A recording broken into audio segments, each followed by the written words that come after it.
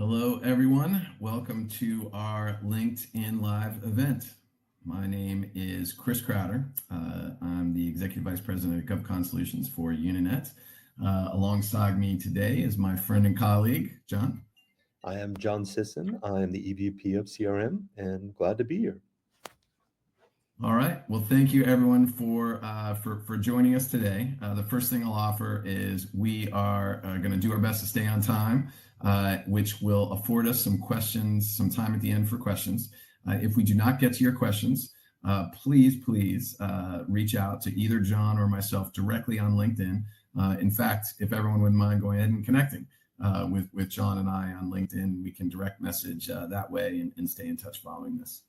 I wanted to start today's presentation by reflecting on a fairly unusual series of things that happened over the last several months, in particular where experts had predicted a certain path that we were expecting of people to win. And, someone who was being considered went so far as to make a Saturday Night Live appearance. So there was pretty interesting. And so, candidly, the experts were wrong. If you wouldn't mind advancing the next slide. Of course, I'm talking about Timothée Chalamet and the complete unknown movie, not winning the Best Picture or Best Actor. I am a big Dylan fan. Have yet to see a biopic. I'm excited to, but it did allow me to reflect upon the fact that times they are changing.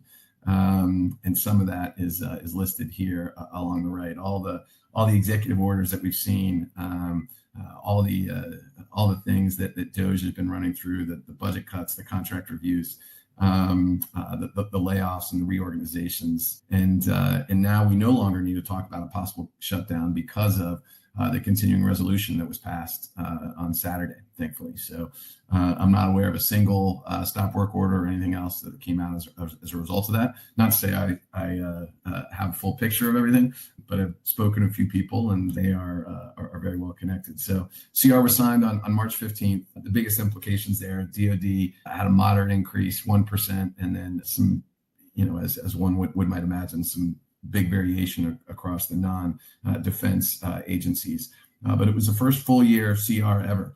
And one of the big takeaways that I want to sort of start today on is on the DoD side, there was a special provision, as it's always been explained to me, the 80-20 rule, where they could only, there was an obligation cap of only 20% of those funds can be spent at the end of the year. And there's a special provision added to this CR that took that cap from 20% to 40%. So we may be seeing obviously that increased cap doesn't authorize them to spend more or anything else, but we may see some more activity on the DoD side at the end of the fiscal year. And today it allows John and I to help folks think through how do we position ourselves to take full advantage of that opportunity that is in front of us. And so as we're managing this uncertainty, this was a framework that I used to think through how to organize some different approaches to manage this changing market that we're working in today. And so there are some offensive tactics and defensive tactics and some different strategies that we can take. And so I encourage folks to sort of organize their thoughts this way. So it's what I have seen and speaking to many of the customers that I get to speak with is you'll see different types of people. You're going to see some people who candidly kind of shut down with all the change and all the uncertainty. It's too much, and they try and do their job and are reactive. What we're trying to think about is how to do things that are more proactive. What can we do to best position our companies, our organizations, and our people to be successful in this time of uncertainty? So some examples of what I mean by offensive tactics: proactively provide contract justifications to your CO. That highlight things that this administration finds important, things that are driving efficiencies, things that are driving ROI for the government. That's where we need to go. We also need to be in front of our customers when we can. I know that I've heard I can't even reach my CO, et cetera. We can and should be meeting with all of our key customers right now. Someone on your team should be in front of your customer more than ever. And the focus should be on the mission. What are we doing to advance the mission of the different agencies for which we serve? So think about things from an offensive perspective, best positioning your company. There are defensive tactics as well. The easiest one and the most obvious one for me is managing cash flow, looking into the future on your back, from your back office perspective. Cash is king, and what are we doing to make sure that we are getting invoices out as quickly as possible? What are we doing to make sure that we're collecting as quickly as we can? We need to make sure that, as silly as it sounds, receipts are organized correctly and in the way that those can easily approve. Your subcontractor costs, if you're the prime, are being added correctly. And similarly, if you're the sub, giving your prime everything that they need to get their invoices out quickly. And then you're managing the outflows of any expenses so that you can make sure you're in as healthy a position as possible. We no longer have a government shutdown looming, at least not until September 30. I can be that optimistic, but we still need to manage the DOGE implications and potential stop work orders from other things that pop up. And then lastly, what strategic moves do we want to make right now? I've talked to a lot of people that are interested in M&A over not just the last couple months, but last several years, right? And so that will remain. People are looking candidly for distressed assets, and I don't think that's the best time to sell. And so I don't know that there's going to be, we've already seen the first quarter that M&A activity is dramatically down compared to this quarter last year. And so, what sort of offerings can we make that are going to align with the Sitton administration that I mentioned at the beginning? Is there, we need to make sure that what we're providing is driving efficiency, clear return on investment for our customers, and that needs to remain the focus. But the other is also partnerships. I mentioned M&A, but think about strategic partnerships. What are the things where 1 + 1 might equal 3? Maybe there isn't a financial exchange of a merger or an acquisition, but how can you team with someone else to provide something that's slightly different for the federal government in an efficient way? And so I encourage everyone to start to develop their own framework, leverage this, build upon it to drive those tactics for your own organizations. Next slide, please. As part of this, Unanet is compiling our growth suite, as I'll call it, to help from a systems perspective to manage these activities as you're moving forward. So I'll try and explain this and then hand it off to John here in a couple minutes to talk about what we're doing to make sure that folks are being most efficient and successful right now and leveraging this to drive forecasts. So we think about the front end where we have all these different publicly available data sources making opportunities for allowing government contractors to be aware of opportunities, things that are coming from SAM, from GSA, and then a host of other IDIQs and GWACs that many of Unanet's customers, many different government contractors are on. And this drives a market intelligence solution. And Unanet is going to have a best-in-class, fully integrated market intel solution that will, distill all of these things down to allow our customers to see how they best fit. Next to that, we the box that I've called opportunity assessment. It's really going to advise our customers using an AI algorithm. What have you been successful at delivering in the past? Where have you been? Can you go back one slide, please? Where have you driven the most profit? We're going to advise you on which of those opportunities are going to be the highest P-win, and they are going to be the most likely to not just win, but provide successful outcomes for your government customers. Obviously, sort of a traditional CRM play where managing all your customer relationships, all your contacts, all the pipeline, that's been CRM forever. And then facilitating a process for finding the best partner and assembling that best capture approach and building quotes and leveraging the ERP potentially if you're on that side to build the pricing model and the cost volume, et cetera. And then lastly, through Unanet's own acquisition at the end of last year, our proposal AI engine, where you can look at the RFP, you can shred that, build the compliance matrix, leveraging prior proposals and of yours and others to then use Gen AI to create a pink team draft in a fraction of the time that it would if you were building it from scratch yourself, starting with a blank sheet of paper. And that will allow our customers to respond to more RFPs. And more opportunities, even if the P-win goes down, is going to lead to more projects for our customers. And then obviously a seamless integration into an ERP. And certainly Unanet's ERP, we believe, is best in class, but there are many for other reasons that are working with other ERPs, and that's great too. And we can integrate with other solutions as well. But this growth suite, we believe, is going to allow government contractors to differentiate, to focus on what makes them different on the strategy, what can make them better for their customers, et cetera. And so now I'll hand it off to my colleague, John, to talk about how this growth suite vision and what we're doing can translate into better forecasts and better growth. Thank you, Chris. And so one of the things as we go through this, and Chris to me is the guru of the market. I look to him for a lot of great information. If we can go to the next slide. The biggest part of everybody we're talking about and everything we're seeing, and I love Chris's strategies. I think they're spot on. Everybody that we're talking to is at least trying to accomplish right now at least two of these three. Ideally, they want three. They want growth, they want profit, and they want predictability. Now, depending on what strategy you choose, whether it's cash is king, which is a good one, or you're looking to grow, either way, you want elements of coming out. And the way that starts with is accurate forecasting. Right now, data is the new gold. And those that are looking, those that don't have it, unfortunately, are struggling more. Next slide. And by the way, this is not Chris and I's opinion. This is something that we take from the marketplace. And so one of the things that Unanet does that I think is really unique in the space is our gauge report. Our product marketing team runs this out every year, and it's something that we pull between 12 and 1,400 different government contractors that literally range from very small to the biggest of the big to understand their needs, their challenges, and what they're looking for in the market coming in the new year. This is a 2024 report, and it's interesting is this: 57% list new revenue resources is the second most significant financial challenge. But number one is experiencing issues winning new contracts.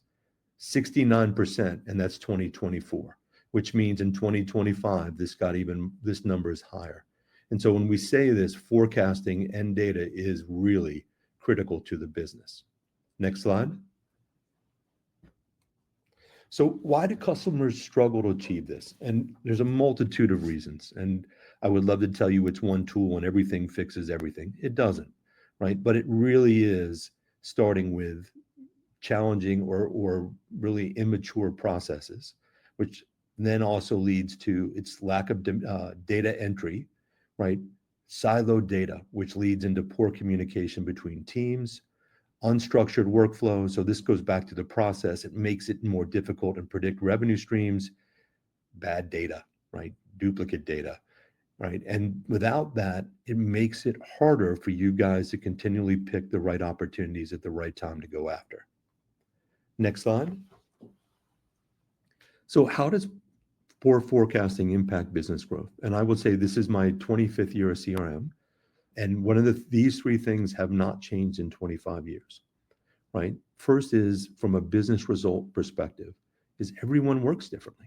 So we will see Shipley on almost every implementation we do of CRM and Growth Suite, but everybody has a variation of it. And it's usually loose enough that everyone works differently, which means being able to do and drive accurate forecasting, it makes it nearly impossible. Also, what comes out of that is managers can't use the data to identify and correct performance issues. And executives don't get the data that they need to make decisions in real time. And really what that means is it's being reactive versus proactive. It's being not fully blind, but blind to what are the things that we could do that could be impacting our business.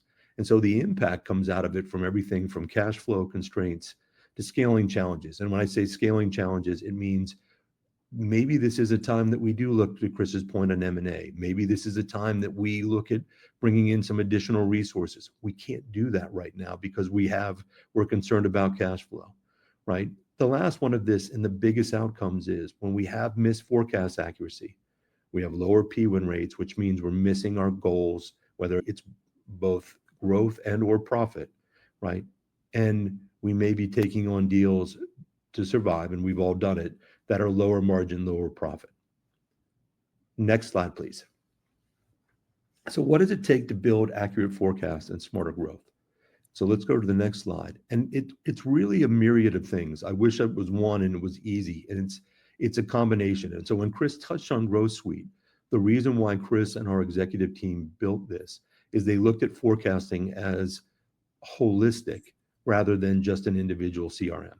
And it is data capture. So it's everything from market intelligence, making sure your data in Outlook, mobile, your post-sales information, program management, where for some customers that represents 30% of their market or their business, right? To the CRM, to actually being able to facilitate and drive greater proposals faster so that they can spend more time focusing on shoring up weak opportunities, and then continually making sure with your ERP that you're not only going after the top line revenue, but you're going after opportunities that will drive profit as well. Next slide. So as we break these down, we just wanted to give you an idea of what we're seeing and where we believe customers can really benefit from when it comes to forecasting. First is obviously identifying the opportunities, right? And for all, even at the highest level, nobody has unlimited BD people and unlimited time. So how do we make sure that we are both capturing what the market is more than just a single tool, but we're getting a better really understanding of what's going on from literally the main tools and the SAMs and everything else down to task orders? And how do we make sure that we're continually picking and learning from what the government is asking for? Chris's feedback is spot on. How do we get smarter every day about where we can add value and how we grow our business and how we go to market, right? And it's also identifying those agency partners that will help us continue to further the piece. And these things help us make sure that we're not missing vital opportunities. And if you think about it, this is who are we selling to?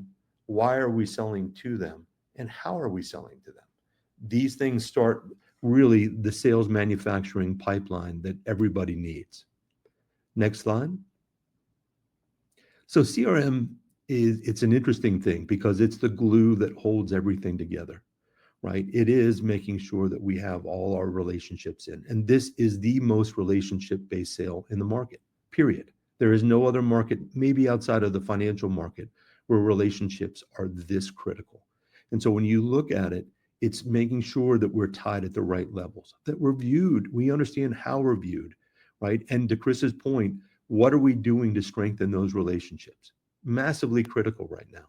The other part of this is how do we capture the data in a way that we understand based on past performance, current relationships, skill sets, and what the government is looking for to continually focus in on the best opportunities that allow us to drive greater PWin, grow our top line revenue, but also ensure profitability. And without that data, we're missing the glue that holds everything together. The other part, and Chris touched on it, it's efficiency. How do we identify where we are weak and using data to continually get better? I'm a big fan of 1% every day. If we can use the data to get better every day, we are now continually driving the efficiency and productivity of the organization. Next slide. This is an interesting one for me because for a couple of different reasons. Every conversation that I am on, and I'm lucky enough to be on a lot of these sales calls, just like Chris, is people are stuck in proposals and they are focused and they are really making sure that they're getting as much out. The challenge though is there a lot of times it's kind of a pitfall too, because you spend so much time on proposal generation that you don't get the chance to spend time on the opportunities and in your business or on your business. And so the thing that one of the bigger points of bringing on our AI solution is reducing the time to generate and the writing period so that you can spend the time really focused in on strengthening these deals and making sure you're picking the best decisions. The other one, and I had dinner with a friend of mine last night who does the writing of these proposals and putting them out to market. It's also making sure you're in compliance, right? Not missing something that is minute that can disqualify you from millions or billions of dollars. Next slide. This is one in my career I've not seen many GovCons do, but I think it's one of the most critical. It's great if we're doing growth line or top line revenue, but if I don't know on the pre-sale side what my projected profitability is, and then continually measuring that on the back end, I could be doing all the things that I believe are right to drive the company, but I may be hurting the company as well because I'm growing top line, but not bottom line. And so how do we break back into bringing that data back in so that I can continually understand, or we can understand, not only what are the best opportunities from a P-win perspective, but what's the best ones from a profit perspective? Those things make a huge difference in regard to how we go to market. And it also may bring things of surprise to people where they open up different opportunities that they were not thinking of. Next slide. So the key parts of this is really going back to those 3 points, right? Improved accuracy. Data is gold. We got to know what our customers are asking for, what's important to them, how are we aligning ourselves with that information, and then how are we using technology to be able to be smarter and give us and free us more time to make sure that we're focused in on the things that are going to drive our business. How do we keep using the data from both a pre-sales and post-sales on a scenario planning to continually get smarter in what we do? It's also allowing us to be agile, right? And one of the things that's going to be critical is going to be going into this year as the world is changing is how do we identify new opportunities and then focus on those, but based off of data, not based on gut. And then most importantly is resource optimization. How do we make sure our BD team and our executive team are focused on the right opportunities? And how are we making sure that our resources are maximized from a delivery perspective? That is, Chris, all I have. I will turn this back to you. Well, I will say, John, somebody out there just lost a bunch of money. That you and I stayed on time is, I'm going to go ahead and pat both of us right on the back for delivering on our committed time. So here's your 30-second warning to submit questions before we cut off. If you could go to the next slide, please.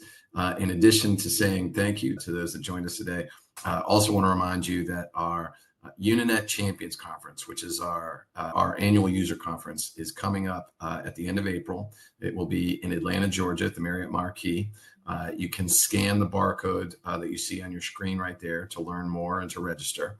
If you have any questions about Unanet, about our conference, about any of the topics that we discussed today, I really do hope that you connect on LinkedIn with John Sisson or myself, Chris Crowder. We would love to stay in touch. And if there's anything that either one of us can do for you personally or that Unanet can do for you professionally, please let us know, and we're happy to do that. And and I do not see any questions yet, I hope everyone has a great day. John, thank you and congratulations for remaining on time. And we hope to see everybody sometime very soon. Thanks a lot. Have a good day, everybody.